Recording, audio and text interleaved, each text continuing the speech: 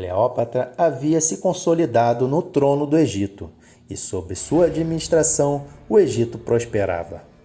E a cidade de Alexandria passava por um boom cultural financiado pela rainha. Cleópatra organizou uma expedição para visitar Roma. Lá, ela ficou hospedada em uma mansão que pertencia a Júlio César. A rainha egípcia trouxe consigo seu filho Cesário, fruto da união com o general romano. Júlio César se encontrava no auge de seu poder e, como líder de sua nação, estava realizando diversas reformas político e sociais. Ele também organizou um triunfo em sua própria homenagem. O desfile de César contava com a presença de Arcione, irmã de Cleópatra, que era exibida como prisioneira, um símbolo da vitória de Roma sobre os egípcios. Logo depois, César apresentou a cidade a Cleópatra, mas Roma ainda não havia alcançado a glória que a fez entrar para a história. Ela ainda não poderia se comparar a Alexandria, a belíssima capital do Egito Ptolomaico. O relacionamento de César com uma estrangeira era muito mal visto pela elite romana. Boatos e mentiras sobre o casal se difundiram com uma grande velocidade. César, então, foi nomeado ditador vitalício de Roma e agora acumulava um poder inigualável. Os senadores romanos tiveram seu poder esvaziado e temiam perder o restante do poder que ainda lhes restava. Por isso, eles passaram a conspirar contra a vida de César. E em 44 a.C., Júlio César foi assassinado pelos políticos romanos durante uma sessão do Senado. O caos se instalou em Roma e o general romano Marco Antônio, que era braço direito de César, deu início a uma caçada aos conspiradores. Ele também leu em praça pública o testamento de César, no qual não constava o filho de que ele tinha com Cleópatra entre seus herdeiros. No testamento de César, indicava seu sobrinho Otaviano como seu sucessor. Roma não era mais um lugar seguro para a rainha e seu filho, e por isso ela partiu de volta para o seu reino. Enquanto isso, Otaviano e Marco Antônio conduziam seus exércitos na caçada aos homens que assassinaram César. Houve um encontro muito marcante entre Cleópatra e Marco Antônio. No ano 41 a.C., ele enviou um mensageiro para Alexandria e, através deste homem, chamou a rainha para o encontro em Tarso, cidade localizada na atual Turquia. A rainha egípcia chegou ao local combinado numa embarcação deslumbrante. O navio possuía uma polpa feita em ouro. Seus remos tinham acabamento em prata, e as velas eram da cor púrpura. E a navegação era feita acompanhada de música, artistas que tocavam pífaro, lira e flauta. A rainha lá estava, bela e enfeitada quando era abanada por seus servos. Enquanto desfilava pelas águas, a embarcação exalava um perfume maravilhoso. A população local se apressou em abandonar seus afazeres para ir acompanhar a chegada triunfal de Cleópatra. Após contemplar tal cena, Marco Antônio ficou completo e perdidamente apaixonado por ela. Ainda no ano 41, Cleópatra convidou o poderoso Marco Antônio para visitar Alexandria, e ele aceitou o convite.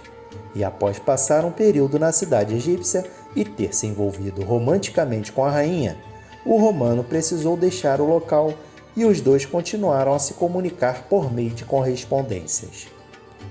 Um bom tempo se passou até o casal se reencontrar novamente. Cleópatra havia concebido um casal de gêmeos. Marco Antônio reconheceu a paternidade. O menino foi chamado de Hélio, nome de origem grega que significava sol. E a garota foi chamada de Selene, que significava lua. No período em que o militar romano se ausentou e esteve separado da rainha egípcia, ele chegou a voltar para os braços de Fúvia, sua esposa romana, embora não conseguisse se esquecer de Cleópatra. Fúvia, porém, veio a falecer. o que poderia ter facilitado as coisas e possibilitado que finalmente Marco Antônio pudesse se unir a Cleópatra novamente. O problema é que Otaviano, sobrinho de Júlio César, não queria que isso acontecesse e sugeriu que sua irmã Otávia se casasse com o general romano.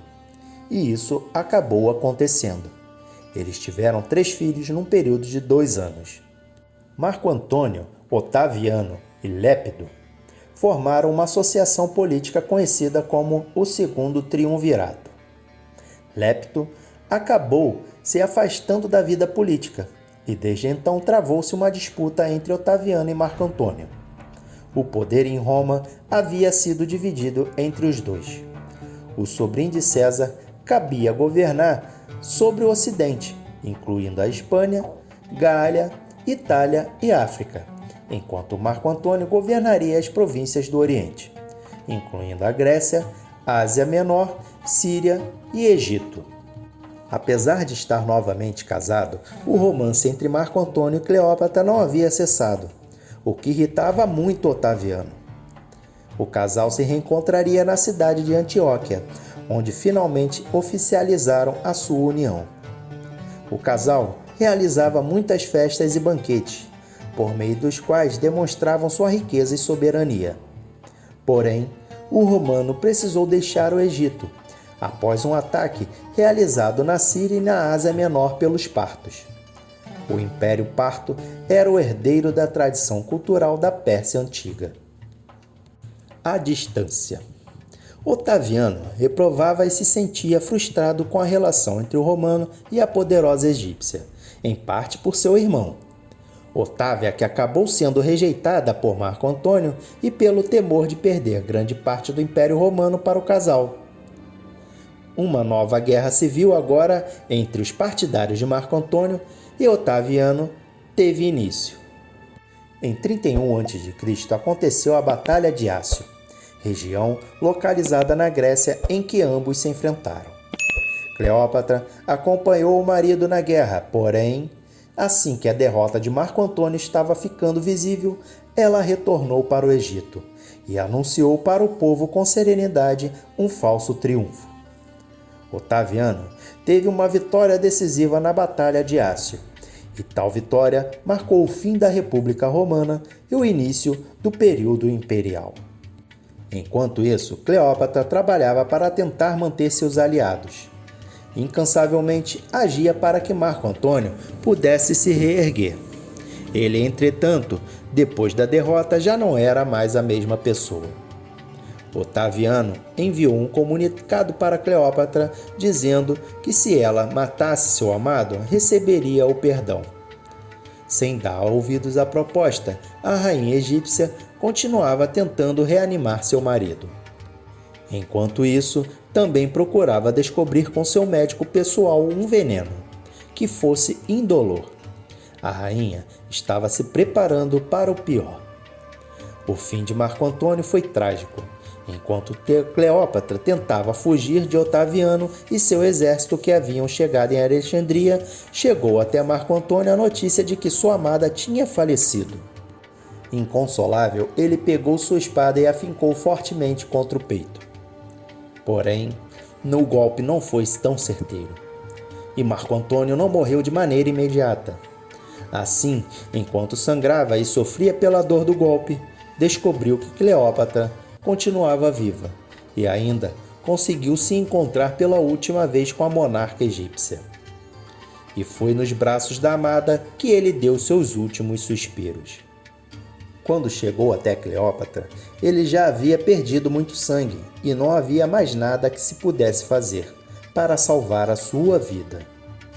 Antes de morrer, pediu a Cleópatra que ela tentasse colaborar com seu oponente Otaviano, a fim de que pudesse poupar a sua própria vida e de seus filhos. E este foi o fim do grande general romano Marco Antônio. Cleópatra feria a si mesmo com socos e arranhões, acompanhados de grito de dor e desespero. Estes ferimentos acabaram infeccionando e Cleópatra acabou sendo capturada por Otaviano, que tentou obrigá-la a tratar de suas feridas. Cleópatra, abalada, não desejava mais viver, mas Otaviano a aterrorizava, ameaçando a vida de seus filhos.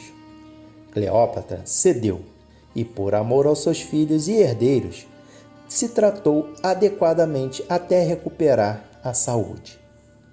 Cleópatra teve um fim muito marcante e que, aliás, foi um dos acontecimentos responsáveis por eternizá-la na história. A egípcia não conseguiu escapar das garras de Otaviano, que a prendeu em Alexandria, mas ela era resistente e estava certa de que não queria se render ao inimigo e passar pela humilhação de se tornar uma prisioneira e refém de Roma. Ser exposta como prisioneira de Roma era algo que ela não poderia suportar.